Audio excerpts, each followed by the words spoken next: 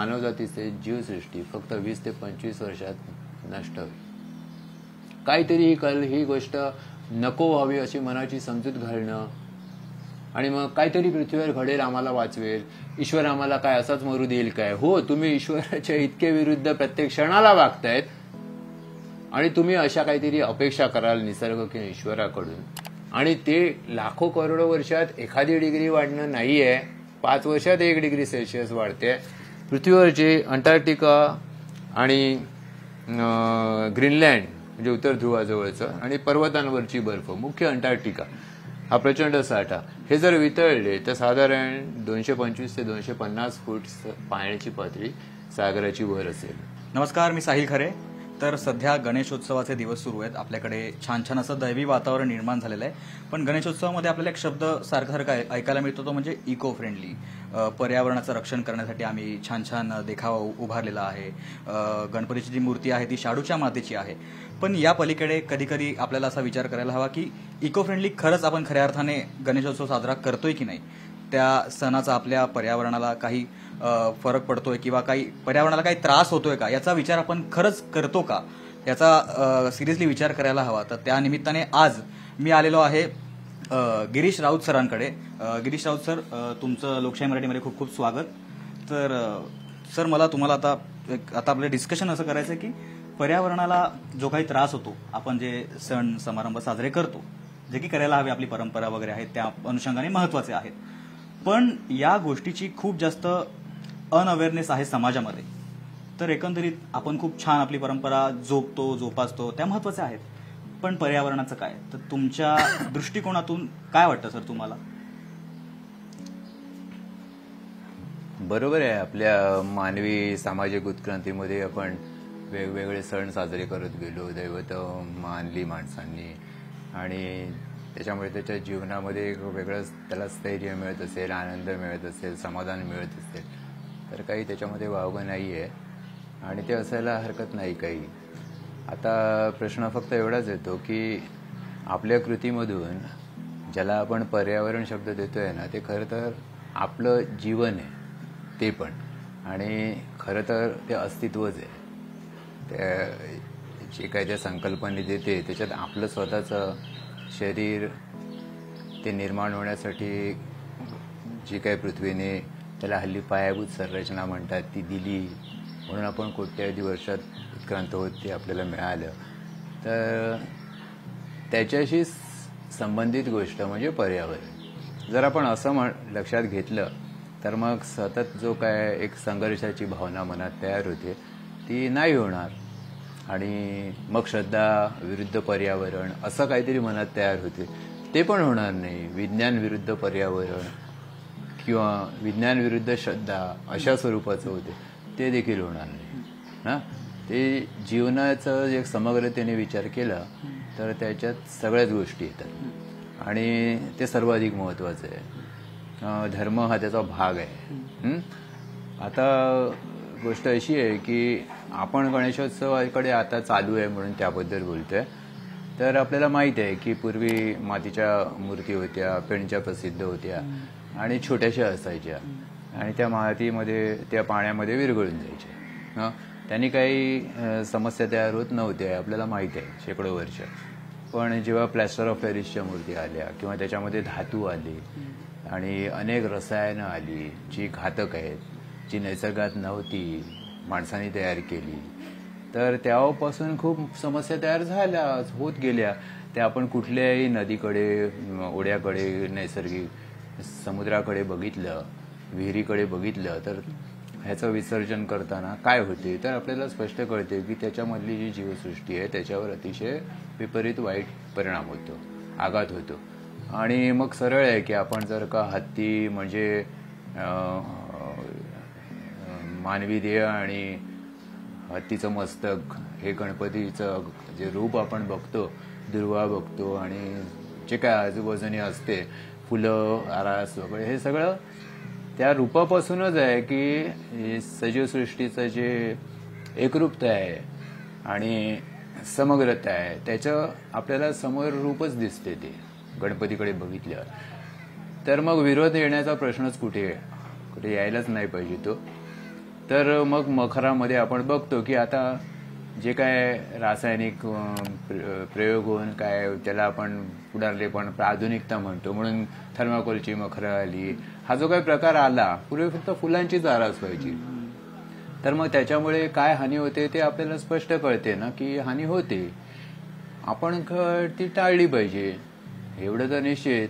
आणि शेवटी काय होते की मी असं मानत नाही की गणेशोत्सवाचे 10-11 दिवस म्हणजे फार मोठं प्रदूषण करतात किंवा ते समुद्रात किंवा विसर्जन नैसर्गिक पाण्याच्या स्रोतात केल्यावर फार मोठं प्रदूषण होते. तर नाही, तसं काही नाहीये. सगळं मुंबईचंच उदाहरण घ्या. सर्वात मोठा जो प्रवाह आहे, जी नदी कोणी मानायलाच तयार नव्हतं सरकारी पातळीवर, गटार मानत आली. तसं वाक्यच आहे महापालिकेच्या अहवालात पूर्वी नेहमी, biggest storm water drain carrying polluted water, मिठी नदीबद्दल, मिठी नदीच्या मुख्य प्रवाहाबद्दल. तर हा जर का एवढा मोठा गैरसमज आणि अज्ञान आहे, तर आपण असं बघू की त्या नुसत्या मुख्य प्रवाहातून जवळजवळ 30 वर्षापूर्वीच्या अभ्यासाप्रमाणे रोज 80 कोटी लिटर द्रव प्रदूषण, मलप्रवाह आणि इतर रसायनं, सांडपाणी हे माहीमच्या खाडीत रोज ओतलं जाते. 10,000 लिटर क्षमतेचे जवळजवळ 80,000 टँकर रोज. आता तुम्ही विचार करा की मग माहीमच्या खाडीत आणि माहीमच्या समुद्रात मुंबईचं मुख्य प्रदूषण येते, पाणीच येते म्हणायचं पूर्वीच्या काळातलं, तर त्याच्यामध्ये 200 ते 250 कोटी लिटर रोज येते. रोज. मी काय म्हणतोय ते बघा, रोज. पुन्हा सांगतोय मी. मग वर्षातून येणाऱ्या 10 दिवसामध्ये काही प्रदूषण झालं तर ते मोठं प्रदूषण आहे म्हणून अखंड तांडव करणं हे चूक आहे. मला साधं सांगायचं म्हणजे असं की प्रदूषण कुठल्याही स्वरूपात असो तर ते होऊच नये. कारण आपल्याला अस्तित्व देताना निसर्गाने, पृथ्वीने, ईश्वराने म्हणा, ती तशी जडणघडण राखली गेली म्हणून आपण अस्तित्वात आहे. आपली मीच काय किंवा कोणी प्राणी मात्र काय ह्याच्या साखळी जर मागे नेली, साधी त्याच्या जन्माची साखळी आधीच्या पिढीपासून पुढे, तर आपण लाखो कोट्यावधी वर्षांपर्यंत पोचतो. आणि अगदी ते सत्य आहे की मी तसं किंवा तुम्ही किंवा कोणी प्राणी मात्र हा कोट्यवधी वर्ष नाही. आता प्रश्न असा आहे की तुझं त्या स्रोतांमुळे त्याचा मोठा सहभाग आहे या सगळ्या जडणघडणीचा पृथ्वीच्या, तर ती राखली पाहिजे. पण मला असं वाटते की जे प्लास्टर ऑफ पॅरिस बनते ते औद्योगिकरणाचा परिणाम म्हणून बनलं. जे थर्माकोलचं मखर हे त्याच औद्योगिकरणाचा परिणाम आहे.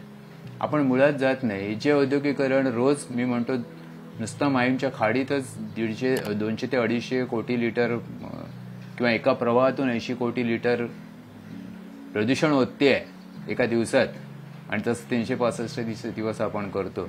तर मग त्या 365 दिवसामध्ये आपण जे काय करत गेलो ना अलीकडच्या भूतकाळात, 50, 60, 70 वर्ष या देशात, 200-250 वर्ष युरोप अमेरिकेत, त्याचा तो परिणाम आहे की मग 10 दिवस सुद्धा आपण प्लास्टर ऑफ पॅरिस आणि थर्माकोल वापरतो. आपण ते वेगळं कसं काढणार? आपल्याला थांबायला पाहिजे.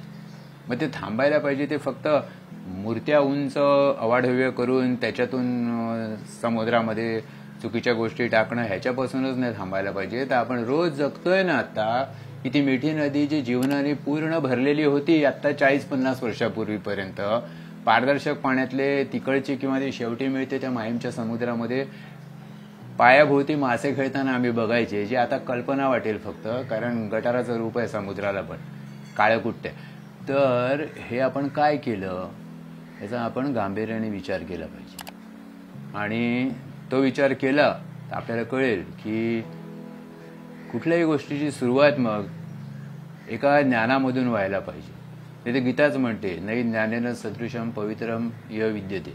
या इहलोकात ज्ञानाशिवाय दुसरं ज्ञाना इतकं काही पवित्र नाही. आणि ती तर धार्मिकतेचं, आध्यात्मिकतेचं आपलं सार आहे. गीता आहे भारताचं, हिंदूंचं, सर्वांचं, वैश्विक आहे ती एक प्रकारे. आता आपण जर असा विचार साधा केला की बाबा ह्या जर का सारच असं आहे आणि ती सगळ्या भूतमात्रांची एकरूपता सांगते, पसायदानातून ते ज्ञानेश्वरांनी व्यक्त पण केलंय, भूता परस्परे जड मैत्रजीवांची, आता ज्ञानेश्वरीचं. तर मग आपण सुरुवात कुठून करावी? नेहमीच आपल्या जे धार्मिक आध्यात्मिक आचरण आहे ना तिथून सुरुवात व्हायला पाहिजे. तर त्या अर्थाने बघितलं तर मला वाटते की हा एक प्रकारचा स्वैर वागणं आहे. येते ती कृत्रिम वस्तू स्वीकारा आणि म्हणून आपण या गोष्टी करतो. ते आपल्या रोजच्या जीवनात पूर्ण भरलेले आहे. पूर्ण म्हणजे आपल्या मोटारींपासून वॉशिंग मशीनपासून सगळं कृत्रिमच आहे. आणि ते बनताना तीच मिठी नदी किंवा जगातल्या सगळ्या नद्या या प्रदूषित होत असतात. म्हणजे आपलं वर्तणूक त्याच्यासाठी काय, आपले सगळी बांधकामं सगळं काही त्याच्याशीच संबंधित आहे. वीज निर्मिती त्याच्याशीच संबंधित आहे प्रदूषणाची, आणि ती क्षणाला चालू आहे.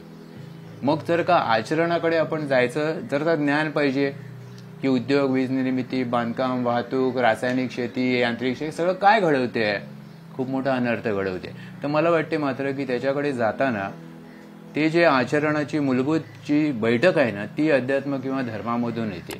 जसं आपण बघतो लोकमान्य टिळक, महात्मा गांधी, विवेकानंद हे सगळे तसे होती ना माणसं. त्यांची बैठक आध्यात्मिक होती. तर मग तिथून माणसं शेवटी ती आध्यात्मिकतेचा त्यांच्यामधला असलेला जो भाग आहे ना, म्हणूनच सर्वसामान्य माणसं सुद्धा हे जे काय उत्सव भावुकतेने साजरा करतात तो तसा करतात. त्यांच्या मनात शुद्ध चांगली भावना असते. मग तिथूनच सुरुवात होईल. आणि त्या उत्सव हे फक्त त्याच्यातलं एक प्रातिनिधिक समोर आलेलं रूप म्हणून फार तर धरावं.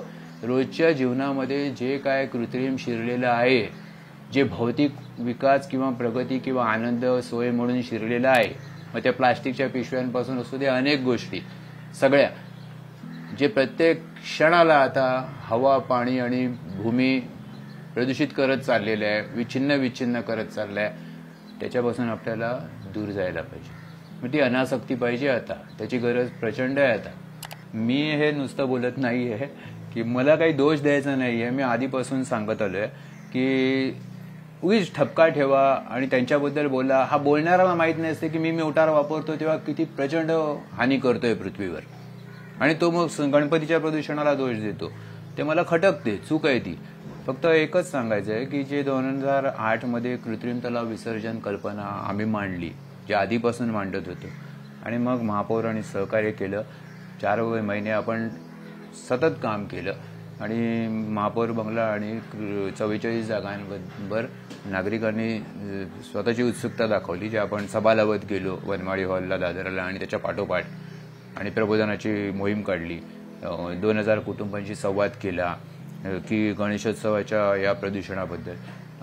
कीर्ती कॉलेजचे आणि इतर महाविद्यालयांचे NSS व्हॉलेंटियर आले. ते 2000 कुटुंबांची छान चर्चा झाली आधीच्या 3 महिन्यात. हे सगळं करून आपण कृत्रिम तलाव विसर्जन हे त्याच्यात काही जे धार्मिक ज्यांच्या भावना दुखावल्या असं वाटलं त्यांनी संपर्क केला, त्यांचं आपण निराकरण केलं. हे सगळं करून ते आपण करत गेलो. आता त्याच्या पुढची पायरी आहे की मूर्तीच्या उंचीपासून किंवा जे सगळं काय चाललंय कृत्रिम त्याच्याबद्दल विचार व्हावा. पण मी तो म्हणालो की आपल्या रोजच्या जीवनातच इतकं बेछूट वागणं आहे, तर मग आपण ते सगळ्या ठिकाणी वागतोय, पण आपल्या लक्षात सुद्धा येत नाही की आपण असं काही करतो. म्हणून आपण कसं समुद्रात मोठ्या तलावांमध्ये काय करतो हे लक्षात येत नाही. आता ते माहिती आहे ना की 10-15 वर्षापूर्वी ते फोटो यायला लागले की समुद्रामध्ये कसं छिन्नविच्छिन्न मूर्ती असतात, भावना दुखावल्या. पण हे मी दीर्घकाळ आधी बघत होतो, कारण आपण त्याचा शोध घेतो ना, हे घडते काय नक्की. ही मूर्ती गेल्यानंतर प्लास्टर ऑफ पॅरिसची सळ्या असलेली, पत्र्यांचे भाग असलेली, धातूंचे, ती काय होते हे मी त्याच्या आधीपासून दीर्घकाळ बघत होतो. म्हणून आपल्याला वाटत होतं की नाही, छोट्या कृत्रिम तलाव बनवून त्याच्यामध्ये मातीच्या कराव्या आणि विसर्जन पण तसं करावं. आपल्याला त्या भावनेत, कारण ती जीवसृष्टी आहे ना, ती जी नष्ट होते, जीवसृष्टीचा आपण भाग आहे आणि आपण पण नष्ट होतोय. सरळ सांगायचं ते हे लवकर जेवढं समजेल तेवढं बरं. समुद्रातला, नदीतला मासा नष्ट होतोय, त्यांच्यावर भयंकर परिणाम होतोय, आणि आपण अलिप्तपणाने ते बघत राहतो. तर मग आपलं काहीतरी चुकते आहे. मग धार्मिक सण उत्सव साजरा करणं, दैवत मानणं, आणि ते पण असं प्रतीक असताना की मानवी शरीर आणि हत्तीचं मस्तक, आणि तरी आपण असं वागू, तर मला वाटते आपण चुकतो. आणि तिथे त्या जी धार्मिकतेची बैठक आहे, अनासक्ती, तिची खूप गरज आहे. तर आता सरांनी सांगितलं की गणेशोत्सवात जे प्रदूषण होतं त्याचा किती मोठा परिणाम होतो. तर आता सरांनी सांगितलं की कृत्रिम तलाव जी संकल्पना होती ती तुमच्या कार्याने म्हणजे जास्त राबवण्यात आली. आता मी माझ्या दैनंदिन जीवनात वावरतो, मी जसं वावरतो बाहेर निघतो तर मला काय एवढं मी अवेअर नसतो, मला माहित नाही की माझ्या कोणत्या कृतींनी या पर्यावरणाला नुकसान होणार किंवा काय होणार. तर जो सामान्य माणूस आहे त्याला नेमकं त्याच्या काय बदल करायला हवे की जेणेकरून तो कमीत कमी नुकसान पोहोचू शकेल पर्यावरणाला त्याच्या दैनंदिन जीवनामध्ये. खरं सांगू, इथे आपण सतत असं धरतोय की आपण पर्यावरणाला नुकसान करतो, बरोबर आहे, आपल्या मनात आहे, आणि ते नुकसान होऊ नये इथपर्यंत या गेल्या 5-10 वर्षात खूप मोठे धक्के खातोयत म्हणून समाज तिथपर्यंत यायला लागला. नाही तर पूर्वी तो पर्यावरण शब्द म्हणजे एक थोडासा चेष्टेचा विषय होता किंवा कोणाचं तरी फॅड आहे, गिरीश राऊत सारख्यांचं असं पण मनात असेल. आता काय मला म्हणायचं आहे की ते पर्यावरणाचं नाही रक्षण करायचं, आपलं स्वतःचं रक्षण करायचं. तेव्हाही तसंच होतं आणि आज ते फार भयंकर स्वरूपात आहे की तुम्ही आत्ताच्या क्षणाला नाही ती समजून घेतलं की हे पर्यावरण रक्षण करून आपण काहीतरी फार मोठा उपकार करतोय निसर्गावर, अशी भावना असेल तर ती सोडून द्यायची. आणि आपण मानवजात, आपण माणूस स्वतः, आपली मुलंबाळं, आपली नातवंड हे धोक्यात आले आणि अस्तित्वाला धोका आहे. जीवसृष्टीचे तर आहे, आपण आपल्यापुरतं बघतो म्हणून मी सांगतो की त्यांना धोका आहे. साधा धोका नाहीये, उच्चाटनाचा धोका आहे पृथ्वीवरून, इतक्या टोकाला आहे. ते लवकर समजून घेतलं पाहिजे आणि पर्यावरणाचं काही आपण रक्षण करायला जाऊ नये कोणी, फक्त स्वतःचं रक्षण करायला बघावं. आता तुम्ही म्हणाली अतिशयोक्ती आहे का? नाही. कारण सगळे आधुनिक म्हणणारी माणसं एका कृत्रिम परिमितीमध्ये जगत आहेत. खऱ्या जगात नाही आहेत ती, खऱ्या जगातच आहेत पण त्याच्यातलं एक छोटं वर्तुळ म्हणा असं की त्याच्यामध्ये ते जगत आहेत. मग आता काय घडते तर मी आताच कालच मला असं कळलं, आता ती खरीच बातमी असावी, की उत्तर कोरियाचा सत्ताधीश जो हुकुमशाह आहे किम जो, तर त्यांच्या तिकडे तो प्रचंड महापूर आला आणि उत्तर कोरिया बुडाला. आता त्याचे फोटो आहेत, म्हणजे अविश्वसनीय नाही वाटत ते की महापूर आला हे तर नाही, कारण येतोच आहे, तो चीनच्या कालचा भाग आहे आणि चीनमध्ये पण प्रचंड होते, सगळीकडे होते. तर तो पाण्यामध्ये त्या ट्यूबवर तरंगतोय वगैरे आपण सगळं बघितलं. पण पुढे धक्कादायक आहे की त्यांनी त्याच्याबद्दल ताबडतोब एवढा मोठा महापूर आणि 4000 माणसं मृत्यूमुखी पडली म्हणून ताबडतोब त्यांनी, तो हुकुमशाह आहे ना, त्याचा माहिती आहे इतिहास काय, तर त्यांनी ताबडतोब 30 सरकारी आस्थापनातल्या लोकांना दोषी ठरवलं आणि असं मला बातमी बघायला मिळाली की त्यांना फाशी पण देऊन टाकली. आता प्रश्न असा येतो की या थराला गोष्टी गेल्या. तो महापूर हा जागतिक तापमान वाढीचा परिणाम म्हणून हवामान बदल झालाय ना आता, त्याच्यामुळे येतोय तो महापूर. आणि भारतामध्ये जे पूर येत आहेत काही वेगळं नाहीच आहे. आता जर का इथे येतोय तो पूर हा तापमान वाढ आहे आणि हवामान बदलाचा परिणाम आहे हे नुसतं आता बोललं जाते, त्याचं खरं रूप नाही कळलं. जसं इथे कोणाला कळलं नाही तसं उत्तर कोरियाच्या माणसांना नसेल कळलं आणि किम जोंगला पण नसेल कळलं. आता पुन्हा 6 महिन्यांनी महापूर येईल किंवा 2 महिन्यांनी येईल, कधी येईल, मग काय 300-3000 लोकांना तो फाशी देईल. काय विचित्र चाललंय. तर हे जे काय घडते आहे ना ते खूप भयंकर स्थितीला गेले आणि लवकर कळलं पाहिजे. आता ब्राझीलमध्ये जी सर्वात रेन फॉरेस्ट, सर्वात उत्कृष्ट जगातली जंगलं, प्राणवायू असा एक स्वार्थी भाग झाला मी तो म्हणतो की तो प्राणवायूचा पुरवठा करतात, ते वास्तव पण आहे. तर त्याच्यामधलं जे पॅन्टानॉल म्हणून जे जंगल आहे ब्राझीलच्या सर्वात मोठ्या पाणथळीची, जगातल्या सर्वात उत्कृष्ट पाणथळी, त्याच्यामध्ये 68,000 चौरस मैल क्षेत्रफळ आहे. ते साधारण तसं धरलं जातं की सर्वोत्कृष्ट पाणथळींचं क्षेत्र. त्याच्यामध्ये बोलिव्हिया आणि पॅराग्वे देश आहेत ब्राझीलला लागून, त्यांचा पण काही भाग येतो. आत्ता असं घडतंय की जूनपासून तिकडे वणवे लागले, भयंकर स्वरूपाचे वणवे चालू आहेत. ते नोव्हेंबरपर्यंत चालतील असा अंदाज आहे. आणि फक्त ब्राझीलमधलं 7,000 चौरस मैल क्षेत्र आतापर्यंत जळून गेले, इतर पण जळले.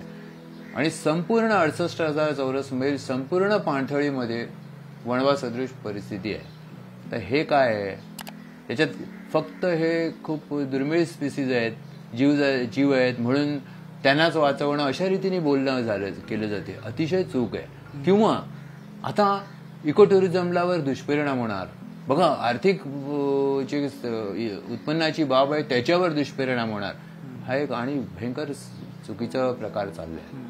ते इको टुरिझम हे औद्योगिकरणाचा भाग आहे आणि म्हणून तो टुरिस्ट स्वतः जिथे राहतो तिथे पैसा कमवतो, ती प्रक्रियाच मुळी विनाशकारी असते. तिच्यातूनच तो वणवा लागला, कारण कार्बन डायऑक्साईड त्याने भरपूर सोडला, हरितद्रव्य नष्ट केलं आणि तो सतत जाऊन मनोरंजनासाठी पृथ्वी असं समजतो, स्वतःकडे मात्र ती उजाड केलेली असते. आता उजाड होण्याची प्रक्रिया पृथ्वीव्यापी झाली आहे, त्याची कल्पना पण त्याला नाहीये, कारण तो श्रीमंतीमध्ये आहे भौतिक आणि त्याला ते भान नाहीये. तर हा प्रकार हा असा आहे की तो इको टुरिझम म्हणून पैसा मिळतो, मग इको टुरिझम आता होणार नाही, अशा स्वरूपामध्ये जग चुकीचा विचार करते. हे असं भरपूर होईल याच्या एका गोष्टीवर बोलणं. तसं आता नामिबिया आहे, चित्ते देणारा. नामिबियामध्ये परिस्थिती इतकी भीषण आहे, अनेक वर्षांमधलं जे काय दुष्काळ होत आहेत पण हे सगळंच होते, उष्णतेच्या प्रचंड लाटा, अतिउष्णतेच्या, की आता त्यांनी त्याच्या सरकारने अधिकृतपणाने 150 हत्ती, जिराफ सारखे, गेंड्यांसारखे प्राणी खाण्यासाठी मारायला दिले आणि मारले. आणि आता 700 महाकाय प्राण्यांना भूक भागवायला देशवासियांची ते मारणार आहेत. हा प्रकार काय होतोय तो बघायचा. आता हे आफ्रिकेचे अनेक देश आहेत की जे आत्ता या स्थितीमध्ये गेलेले आहेत, तिथे स्थलांतर चालू आहेत इतर देशांकडे, आणि जी काय पकड आहे आता जगावर ज्या आर्थिक शक्तींची, त्याच्यामुळे ही गोष्ट सरळपणाने समोर येतच नाही. अनेक स्थलांतर, ते जे भूमध्य समुद्रात बुडून मरणं किंवा इतर ठिकाणी, हे सगळे त्याच्यातून होत आहेत भाग. बाकी युद्ध पण त्याच्यातून अनेक निर्माण होतात. तर हा प्रकार आता जोरात चाललाय. कारणाकडे जात नाही कोणी की दुष्काळ का पडले. जिकडे हत्ती करोडोने होते त्या आफ्रिकेत, जर हत्ती, गेंड्यांसारखे प्राणी जर का सुकेनेव जगू शकले करोडो वर्ष, तर आताच्या अल्प काळामध्ये अशी का परिस्थिती झाली की हत्ती पण रडवत आहेत आणि माणसांचे सापळे झाले. ह्याचं कारण व्यवस्थेमध्ये, आणि अर्थव्यवस्था आपल्याला जगवते हा प्रचंड गैरसमज जगामध्ये आहे. मी तुम्हाला एक सांगतो की आता माझ्या हातात हे पुस्तक आहे विज्ञानाचं, the origin of species, Charles Darwin, बरोबर आहे. एक फार महत्वाचं आहे, ज्याने विज्ञानाच्या पद्धतीने सत्य शोधणं म्हणून या पृथ्वीवरचे जीवनाच्या विकासाचं रहस्य खरं म्हणजे उलगडून दाखवलं. हे आहे 1859 वर्ष, 164 वर्षापूर्वीची ही गोष्ट आहे.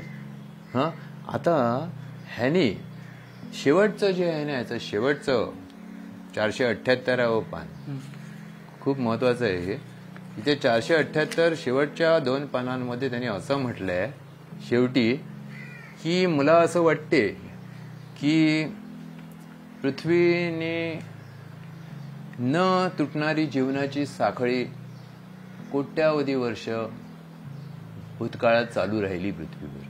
कुठलाही असा मोठा पृथ्वीव्यापी, त्यांनी कॅटॅक्लिझम शब्द वापरले, अशी काही घटना घडली नाही की जिच्यामुळे ती तुटली. हा, मला असं वाटते, तो म्हणतो की हो, हे नैसर्गिक निवडीच्या तत्वाप्रमाणे हे जीवनाची साखळी पुढे पण अबाधित राहील, खूप असाच अनंत दीर्घकाळ शाबूत राहील, आणि असेच प्राणी मात्र पुनरुत्पादनाने वाढ होत राहील आणि येत राहतील, अशी सदिच्छा त्यांनी शेवटी व्यक्त केली आहे. अशीच पाणथळी, अशीच जंगलं, अशीच पृथ्वीची जमिनीचे आवरण, हे सगळं असेल. आणि मग असेच वेगवेगळ्या जीवजाती असतील. बघा, एक सर्वात मोठा शास्त्रज्ञ इतकं चांगलं आशावाद व्यक्त करत होता, परिस्थिती तशी नाहीये. 164 वर्षानंतर डार्विन धक्का बसेल. जे स्वयंचलित यंत्र त्याच्या आधी 1756 ला आलेलं होतं, ते काय घडवेल हे डार्विनच्या पण लक्षात आलं नाही. आजही आपण कोस्टल रोड बनवतोय, प्रचंड भराव करतोय. आजही आपल्या डोळ्यात देखत, मग ते समृद्धी कॉरिडॉर असू दे की अगदी गावातला रस्ता असू दे, सिमेंटचा, कॉन्क्रीटचा, किंवा आता ते काय काय बोलतंय शक्तीपीठ म्हणून मार्ग करायचे जे फक्त भक्ती मार्गातल्या लोकांनाच तिथून जसं चारधाम करताय केलं हिमालयात चुकीची गोष्ट तशा पद्धतीने किंवा आता आणि कुठले कुठले असे विदर्भ कोल्हापूर जोडा हे जोडा कोकणात जोडा भयंकर आहे यांना कल्पनाच नाही की आपण करतोय काय ते खिळे ठोकणारा ठोकले गेले म्हणून येशू ख्रिस्त म्हणाले ना ते स्वतःलाच खिळे ठोकून घेते आणि तेच वाक्य होईल की अरे हे काय करतंय ते यांनाच माहित नाही ते ईश्वर यांना क्षमा कर स्वतःलाच ठोकून घेते आता ते हायवे आणि ते सगळं कोस्टल रोड झाल्यावर कुठला तरी डोंगर राहील काय जर आपण असे टॉवर उभे करत गेलो तर कुठला तरी डोंगर राहील काय कुठलं डम्पिंग ग्राउंड तुम्हाला पुरं पडणार आहे शहरांसाठी जेव्हा तुमच्या शेकडो इमारती सतत तोडल्या जातात पूर्वीच्या त्या तोडण्याची बहुतेक काही गरज पण नसते तर ही परिस्थिती आहे की आपण पृथ्वीच्या संदर्भात विचारच करत नाहीयेत की जिच्यामुळे केवळ आपण अस्तित्वात आलोय आपल्याला आपल्या आईने जन्म दिला ह्याला मागे 411 कोटी वर्षाची पार्श्वभूमी 411 कोटी वर्षाची जेव्हा पहिल्यांदा एक पेशीय जीव या पृथ्वीवर तेवढं अनुकूल वातावरण तयार झालं की जे अवतरेल आता मी वेळ जाईल म्हणून त्याच्यामधला प्रत्येक टप्पा सांगत नाही पण इतकी दीर्घ पार्श्वभूमी आपल्या आजच्या मी इथे बसलोय आणि तुमच्याशी बोलतोय आणि माझं हृदय आणि तुमचं हृदय धडधडते आहे आणि सगळी पेशी न दिसणारी 30 ते 40 लाख कोटी पेशी व्यवस्थित काम करतायत ना म्हणून मी आहे सगळे आहेत प्राणीमात्र आहेत झाडपानं आहेत जाणीव पाहिजे याची आता आम्ही वाढवण मेगापोर्टला विरोध करतोय उरले सुरले भाग आहेत आता हे पृथ्वीवरचे जीवनाचे तुम्ही कसे उद्ध्वस्त करू शकतात पण मी लोकांना सांगतो बाबा वाढवण मेगापोर्ट नको असेल ना तर मग आपल्याला या वस्तू पण नको नसायला पाहिजे नाही तर बंदर दुसरीकडे होईल वस्तूंची उलाढाल होते आयात निर्यात होते म्हणून बंदर येते ना कोळशाची होईल त्याच्यातून तेलाची होईल आणि सगळ्या वस्तूंची होईल नाही का तर आपल्याला मग त्या नाही आपल्याला नाणार रिफायनरी नको म्हणायचं आहे ना बारसू गुहागर आपण नाही म्हणालो नाही मग आपल्याला मोटार नको म्हणायलाच पाहिजे बरोबर आपल्याला वाहन नको स्वयंचरी ते म्हणायलाच पाहिजे नाही का आपल्याला थर्मल नको आहेत ना औष्णिक विद्युत केंद्र आणि नसायलाच पाहिजेत ती काय तर मग आपल्याला या पद्धतीची जीवनशैली जी बुडबुड्यास पण नाही म्हणतायत इतक्या महासागरातल्या इतक्या छोट्या काळात आली ना 480 कोटी वर्ष तर पृथ्वी नावाचा गोळा फेकला गेला तिथपासून आहे 411 कोटी वर्ष जीवनाच्या टप्पे घेत आलं मग याच्यामुळे हा काय काळ आहे आपल्या देशात 60 वर्षाच्या आसपास जगामध्ये 200-250 वर्ष हा काय आहे बुडबुड्यासारखं नाही का आणि मग कुठल्या स्थितीत गेलो ते मात्र माणसांना माहित पाहिजे की आपण आज कुठल्या स्थितीत पोहोचलो तर ते कळलं जर ते कळलं तर त्यांना कळेल की आता जो अवकाळी पाऊस पडतो वर्षाच्या कुठल्याही काळात बर्फ पडते त्याला मी गारपीट तर शब्द पण नाही बर्फवृष्टीच म्हणतो कारण 15-15 किलोचे पण बर्फ पडले बरोबर बुलढाण्यामध्ये पडला तर हे जे काय चाललंय ना हे अकल्पनीय आहे ते अभूतपूर्व आहे आणि मुंबईचा 942 मिलीमीटर पाऊस 26 जुलै 2005चा हे अभूतपूर्व आहे वृष्टी आहे तर त्याचा अर्थ कळेल माणसाला तर त्यांना ताबडतोब कळायला पाहिजे मग की बाबा आता घडतेय काय आणि आपण काय वागतोय त्याचा जर का तेवढा अर्थ कळला तर ते सर्व बाबतीतच नीट वागण्याकडे जातील एक बेभानपणातून बाहेर येतील ह्याची फार आवश्यकता आहे आताच्या क्षणाला ताबडतोब की आता माझ्या हातामध्ये अहवाल आहेत हा अहवाल आहे हा जागतिक हवामान संघटनेचा की 400 ppm ही कार्बन डायऑक्साईडची पातळी ओलांडली हा अहवाल 12 मे 2013चा आहे आणि 15 जूनला दुर्घटना घडली मी सगळं सांगत राहत नाही कारण ह्याला काही तास लागतील मग बारीक पण मग सगळं कळेल ना की खरोखरच काय घडते ते चांगलं पण नाही तेवढं सांगता येत नाही आपल्या रोजच्या ह्याच्यामध्ये जे मला माझं आयुष्य देऊन मला लक्षात आलेलं असते पण तेवढा वेळ आपण देऊ शकत नाही आपल्या रोजच्या व्यवहारात आता ही जे काय आहे पुढे काय झालं तर ह्याच्यामुळे खळबळून 15 साली सगळ्या पृथ्वीवर म्हणजे अंटार्क्टिका असेल जिथे सर्वात शुद्ध वातावरण लाखो वर्ष करोडो वर्ष होते तिथे जेव्हा त्यांना कार्बन डायऑक्साईडचं हेच प्रमाण ओलांडलेलं मिळालं, खडबडून जागे झाले सगळे शास्त्रज्ञ आणि ही पॅरिस करार बनला. ह्याच्यामध्ये स्पष्ट केलंय की जर मानवजात वाचवायची तर 1.5 डिग्रीची वाढ रोका. आता माझ्या हातात सगळे अहवाल आहेत पुढचे की जे भीषण सांगतायत काहीतरी, की जे मला प्रत्येक अहवाल मी सांगायला लागलो तर थोडासा वेळ जाईल. मी आता भराभर सांगेन त्याच्याबद्दल की 16 साली 15-16 मध्ये 0.24°C आहे ना, इतकी एका वर्षात वाढ झाली. एका ग्रहाचं तापमान सरासरी हे जवळजवळ 1/4 एका वर्षात वाढते. हा जे काय आहे ना, ती मानवजात आहे ना, तिला धक्का बसला पाहिजे ताबडतोब. पण हे घडते आहे पण त्यांना माहीत नाही. माझ्या हातात अहवाल आहेत, ते अधिकृत अहवाल आहेत की कॉमेंट नाही आहेत, शेरे नाही आहेत. हे काही शेरे नाही, हे नासाचे, जागतिक हवामान संघटना आणि इतर संस्थांचे खरे अहवाल आहेत. आता इथे त्यांनी दिलंय की जे येऊ घातलंय असं वाटत होतं, की जो बदल होणार आहे असं वाटत होतं, तो प्रत्यक्षात आलेला आहे. की dangerous climate future has arrived. ते आलेलं आहे, आपल्यावर कोसळलेलं आहे. आता पुढचा जो अहवाल आहे ह्याच्यामध्ये जगातले जे पर्यावरणीय पट्टे आहेत, म्हणजे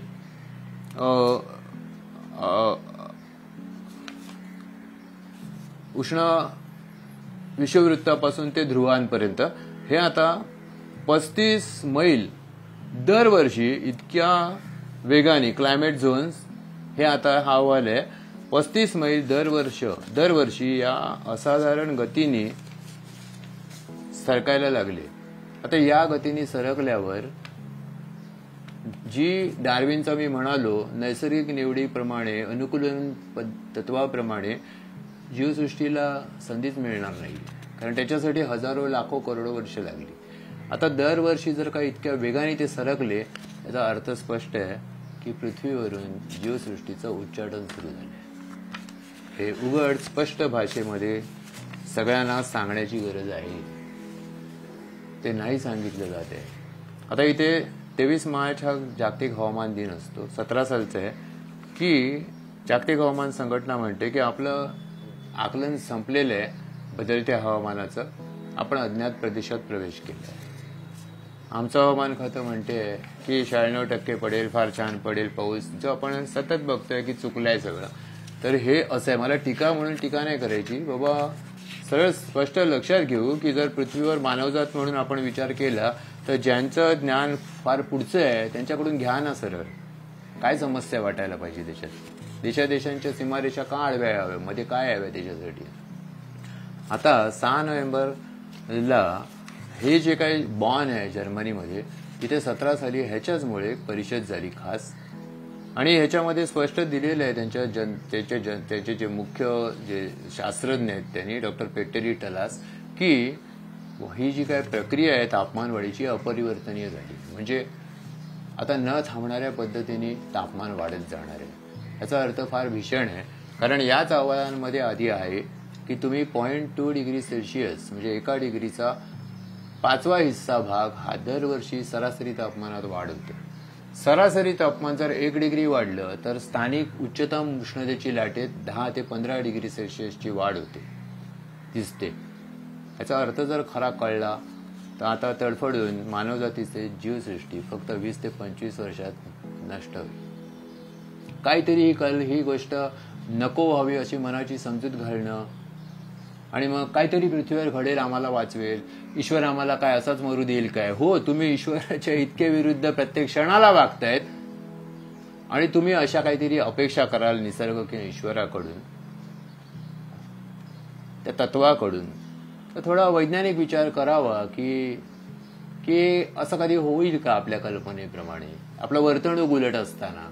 आता जे पॅरिस करार झाला आहे याच्यामध्ये माझ्याकडे तो पण आहे की त्यांनी म्हटलं 1.5°C किंवा 2 डिग्रीची वाढ रोखा.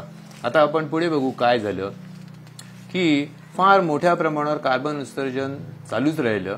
त्याचा परिणाम असा झाला की 14 ऑगस्ट 2020ला हा नासाचा ग्राफच आलाय की तुम्ही 2°C मर्यादा ओलांडली. इथे आलेले आहे 20 साली. ह्याचा अर्थ पॅरिस करार मानवजात वाचवण्यासाठी एकदाच इतिहासात 196 देशांचे राष्ट्रप्रमुख एकत्र आले आणि स्वाक्षऱ्या केल्या त्यावेळेला किंवा वर्षभरात तो पॅरिस करार अयशस्वी ठरलेला आहे. मानवजात वाचण्याची शक्यता औद्योगिकरण चालू राहिलं असं धरलं तर संपलेली आहे. पुढचा चित्रपट बघतोय अशी कल्पना करा तर पुढच्या फक्त 20 ते 25 वर्षात 5 वर्षात 1°C सरासरी वाढ या गतीने पृथ्वीवर जीवन अतिशय थोड्या मायक्रो ऑर्गॅनिझमच्या जीवाणूंच्या न दिसणाऱ्या जीवाणूंच्या जाती ज्यांच्यात असाधारण क्षमता शेकडो कोटी वर्षांच्यामुळे आलेली असलेली आज असतील तर तेवढ्याच राहतील. दृश्य जीवसृष्टी या परिस्थितीत राहू शकत नाही. कोणी किती धक्कादायक वाटलं आणि कोणी म्हणावं विज्ञान म्हणून याच्यावर जर का वाद घालायला मला वाद घालणं तर आवडतच नाही, पण जरी उगीच दिशाभूल करत असतील तर त्यांनी लवकर लक्षात घ्यावं. खुद्द मुंबई बुडणार हे मी आधी सांगितलेलं होतं. आम्ही नुसते विचार करत नाही, तज्ज्ञ म्हणून नाही मी नुसता. ते बांद्रावरळी सिलिंग हा भराव करून माहीम उपसागर उजवत होते. नरिमन पॉइंट बनवण्याची कल्पना होती. माझ्याकडे ते अहवाल आहेत आणि आम्ही ते थांबवले, जीव धोक्यात घालून थांबवले. 2.5 वर्ष न थांबता आंदोलन करून क्रेनच्या दगड ठाकटान वरळीच्या टोकाला पांढऱ्याच्या टोकाला तेव्हा आम्ही खाली बोटी लावल्या शेवटच्या 10-12 दिवस. म्हणून मी एक तळमळून सांगतोय की बाबांनो, तुम्ही जगताय ते जग गृहीत धरू नका. पृथ्वीच्या अस्सल जगतामध्ये तुमच्या या सगळ्या कृत्रिमतेला काही स्थान नाही, काही नाही. स्वयंचलित यंत्र, वीज, सिमेंट कॉन्क्रीट सहित सर्व वस्तू भौतिक ही पृथ्वीवरची अक्षम्य चूक आहे. आदिवासींना आम्ही म्युझियम बनवू म्हणणाऱ्यांनी लक्षात घ्यावं, फार मोठी चूक झाली आहे. 1756 जेम्स वाईटचं पहिलं वाफेचं इंजिन आलं ना, ते म्युझियम मध्ये ठेवायला पाहिजे होतं की मानवाची असाधारण झेप म्हणून त्याच्यावर टायटल देऊन ते तसंच ठेवायला पाहिजे होतं. उद्योगपूर्व काळाप्रमाणे जीवन चालायला पाहिजे होतं. आपण स्वयंचलित यंत्र बनवून अतिशय मोठी चूक पृथ्वीवर केलेली आहे. आदिवासीला म्युझियममध्ये नाही ठेवायचं आहे. ताबडतोब जर जीव अस्तित्वात राहायचं असेल तर आदिवासी बनायचं आहे. नसेल बनायचं आदिवासी ज्यांना, तर मग उद्योगपूर्व काळातल्या हजारो वर्षात भारतीय शेतकऱ्यांनी जसं गावात टिकवली म्हणून चिरंतन संस्कृती टिकली आपण म्हणतो ना, त्याच्यामुळे शेती आधारित त्यांचं अनुकरण करा. दुसरा मार्ग नाही आहे. आता 100 वर्षापूर्वी मॅन्चेस्टरच्या स्वयंचलित यंत्राला उत्तर देणारं चरख्या हातमागानी हाच भारत फक्त तो संदेश आहे की जो आता मानवजात जीवसृष्टीला वाचवू शकतो, कारण तो मानवी शक्तीने चालणारा चरखा आणि हातमाग होता. दुसरा मार्ग नाही आहे आणि तो निर्वैर मार्ग आहे. आता मी तुम्हाला जे म्हणालो हा दुसरा कोपर्निकस सेंटरचा काही जण शंका व्यक्त करत राहिले. दुसरा अहवाल आला 17 नोव्हेंबर गेल्या वर्षी 23ला. कोपर्निकस केंद्र आहे युरोपियन संसदेचं आणि ह्याने हा अहवाल दिलेला आहे की 1880 साली जेव्हा एडिसनचे शोध लागत होते, फार मोठी झेप घेतली 100 वर्षांनी स्वयंचलित यंत्रानंतरची आपली कल्पना होती. त्यांच्या तुलनेमध्ये सुद्धा 2°C सरासरी तापमानातली वाढ झालेली आहे. 17ला नोंदली गेली. आणि आत्ताच काही दिवसांपूर्वीच युनोकडून आलेलं आहे की आता 21, 22, 23 जुलै या वर्षाचा आत्ता जो गेला हा 1,20,000 वर्षातला सर्वाधिक ते उष्ण दिवस होते. आता हे धडाक्याने येते. मला वाटते ते फक्त 1,20,000 वर्षापूर्वी नाहीत, लाखो त्याच्या आधीच्या काळातले ते उष्ण दिवस आहेत. ते का तसं मी म्हणतोय त्याचं वैज्ञानिक कारण आहे. ते माझ्याकडे हातात आहे सगळं, पण ते सांगायला त्याच्यामध्ये वेळ होईल की आपण एका वर्षात आता आपण अनेक लाख वर्ष एका वर्षामध्ये ओलांडतोय. पृथ्वीच्या चक्राचा विचार केला तर इतिहासाचं चक्र उलट फिरवलंय भूतकाळाचं आणि इतक्या वेगाने आपण मागे चाललेलो आहोत. आपण त्या उष्णतेकडे चाललेलो आहोत ज्याच्यामध्ये आजच्यासारखं जीवन विकसित झालं नव्हतं. नीट लक्षात घ्या, पूर्ण विज्ञान आहे. आता माझ्या हातात हे पुस्तक आहे, storms of my grandchildren, the truth about the coming climate catastrophe and our last chance to save humanity. नासाचा director doctor James Hansen Goddard Institute of space सायन्सचा जो पृथ्वी आणि पूर्ण विश्वाचा ग्रहांचा अभ्यास करणारी नासाचा विभाग आहे ह्याने याच्यात दिलेलं आहे.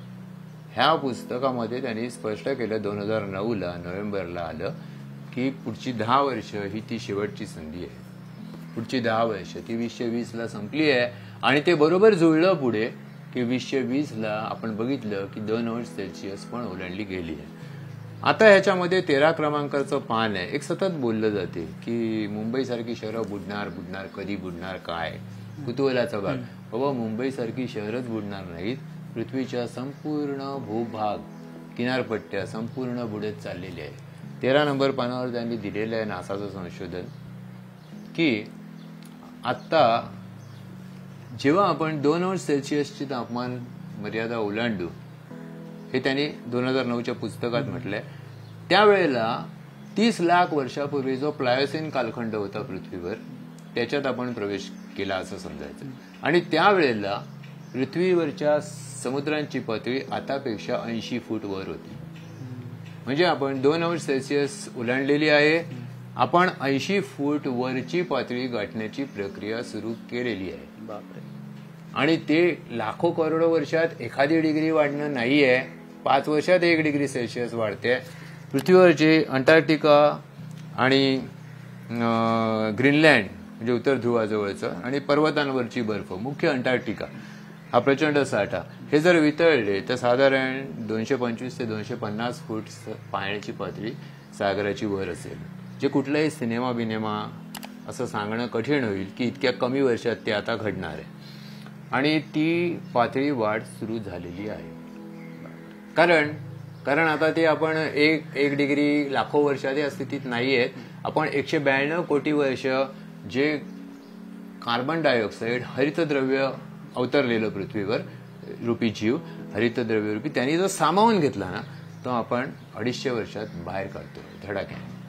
त्याच्यामुळे आपण इतक्या सारखं चक्र उलट फिरवलेलं आहे की मी म्हणतो ना की हे सत्य आहे, हे कल्पनेपेक्षा अद्भुत आहे.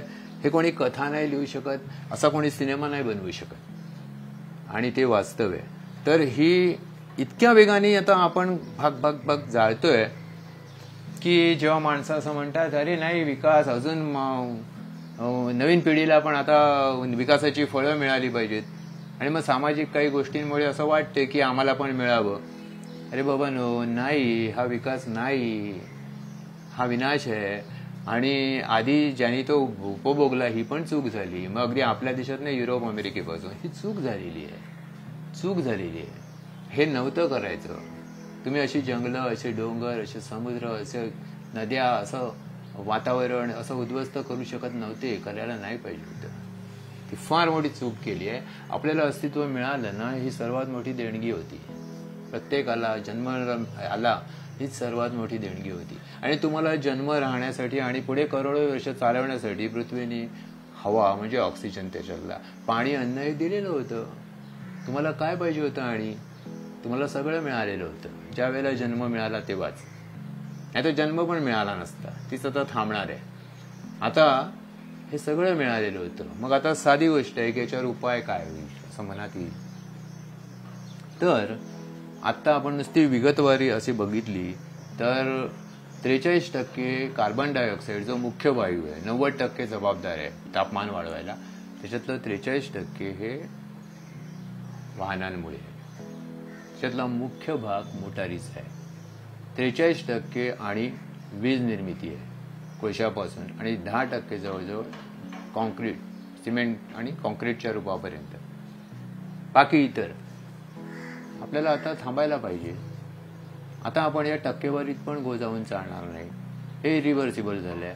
आपल्याला एका क्षणात वाढणारा कार्बन थांबवायचा आहे, हरितद्रव्य जे नष्ट होते ते थांबवायचे. सगळा तर्क वापरला तर एवढंच पोहोचू शकते की आपल्याला ही जीवनशैली थांबवायची, कारण ती जीवनापेक्षा महत्वाची नाहीये. दुसरा मार्ग नाहीये, सौर पवन वगैरे मार्ग नाहीये. कुठल्याही पद्धतीने तुम्ही कोळसा तेल वायूकडे बघाल, अणुऊर्जा सुद्धा कार्बन उत्सर्जन करते. माझ्या लेखांमध्ये ते सगळं आहे. आंदोलनात आम्ही ते मांडलंय जेतापूरच्या. हे सगळं बघून तुम्ही फक्त एवढंच करू शकता आता की तुम्ही ऊर्जा कुठे वापरता ती गोष्ट थांबवा. भारतीय तत्वज्ञान तेच सांगत आलेलं. तुम्ही जिथे ऊर्जा वापरताना ते ऊर्जा वेळ आहे तुमचे, ते जीवनासाठी नाहीये, ते जीवनशैलीसाठी आहे. जीवनशैलीला महत्व काही नसायला पाहिजे. ते थांबवा.